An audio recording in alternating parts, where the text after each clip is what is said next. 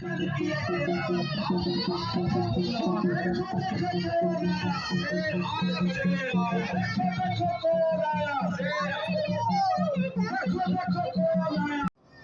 दे वो, हम वापस करा देंगे अगर अर्जुन मुंडा ने लूटा होगा, अगर रघुवर दास ने लूटा होगा तो बाबूलाल मांडी खड़े होकर के जमीन आदिवासियों का वापस कर देंगे।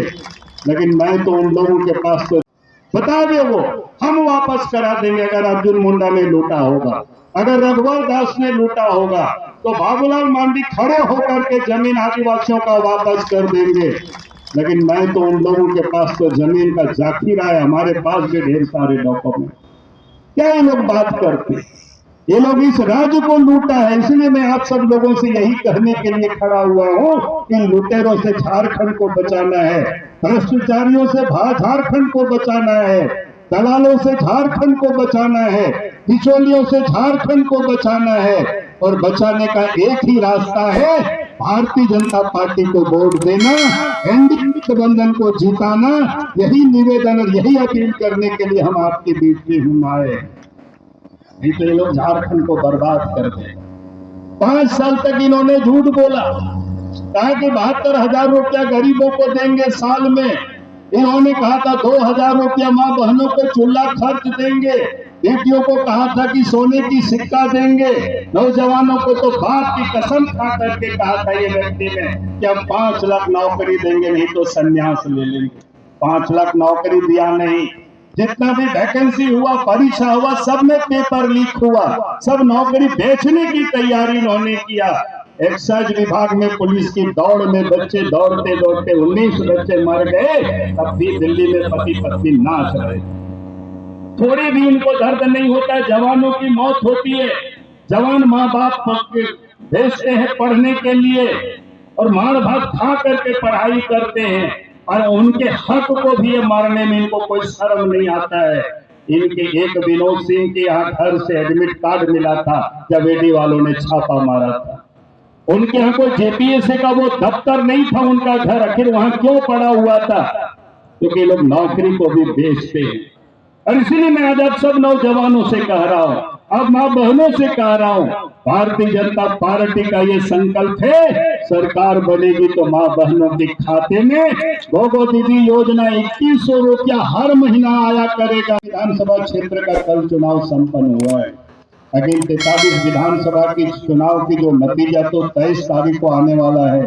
लेकिन हम सब लोगों ने और भी लोगों ने जो उसका सर्वे किया, उसका पता लगाया, तो मैं कह सकता हूं 43 विधानसभा की जो बहुमत होती है, उस बहुमत से कहीं अधिक भारतीय जनता पार्टी को सीट आने जा रही है। यानी ये आप सुनिश्चित हो गया है, अब हेमंत सोरेन की सरकार जा रही है और भारतीय जनता पार्टी के नेतृत्व में एनडीए की सरकार आ रही है। यही मैं आज आप सबको कहने के लिए आया हूं। मैं आप सब लोगों से ये निवेदन कर रहा हूं, अपील कर रहा हूं, ये शिकारीपाड़ा विधानसभा क्षेत्र आप भारतीय जनता पार्टी को देना, ताकि झारखंड की सरकार बनेगी बीजेपी के नेतृत्व में, तो शिकारीपाड़ा का भी हिस्सेदारी होना चाहिए, भागीदारी होना चाहिए। ये आपको सुनिश्चित करनी है। यही मैं निवेदन, यही अपील करने के लिए आया। यही मैं आज आप सबसे कह रहा हूँ, अपील कर रहा हूँ। और आपने देखा इतनी वर्षों तक भारतीय जनता पार्टी जो कहती है वो करती है। भारतीय जनता पार्टी ने अलग झारखंड राज्य बनाया, भारतीय जनता पार्टी ने संथाली भाषा को 7वीं 8वीं अनुसूची में शामिल किया, भारतीय जनता पार्टी ने आदिवासी कल्याण मंत्रालय बनाया, भारतीय जनता पार्टी ने ही आज देश के प्रधानमंत्री नरेंद्र मोदी जी ने श्रीमती द्रौपदी मुर्मू को राष्ट्रपति बनाया, भारतीय जनता पार्टी ने ही छत्तीसगढ़ और उड़ीसा में आदिवासी मुख्यमंत्री बनाया। अगर आदिवासियों को किसी ने कोई सम्मान दिया है, भारतीय जनता पार्टी ने सम्मान दिया है। पहले देश के प्रधानमंत्री अटल बिहारी वाजपेयी जी ने सम्मान दिया, आज देश के प्रधानमंत्री नरेंद्र मोदी जी सम्मान दे रहे हैं। इसलिए आदिवासियों को जो मान और सम्मान देते हैं, उनको हमें साथ देना और सहयोग देना। अब यही कहने के लिए मैं आज आया हूं। जमीन को लोग घूम घूम करके कहते हैं कि बीजेपी की सरकार बनेगी तो जमीन लूट लेंगे। मैं तो का सवाल करता हूं, अगर इस झारखंड प्रदेश में जमीन से लोगों को उजाड़ा गया है तो कांग्रेस के राज में, जिसके गोद में हेमंत सोरेन खेल रहे हैं, जिसके गोद में शिबू सोरेन खेल रहे थे, खा रहे थे। उस समय बड़े बड़े डैम बन गए, बड़े बड़े कल कारखाना खुला, बड़े खदाने खुले, लोग विस्थापित हुए, उजाड़े गए, उनको आज तक न्याय नहीं मिला है। इस देश में प्रधानमंत्री नरेंद्र मोदी जी बने 10 वर्षों तक, अटल बिहारी वाजपेयी जी 6 वर्षों तक थे।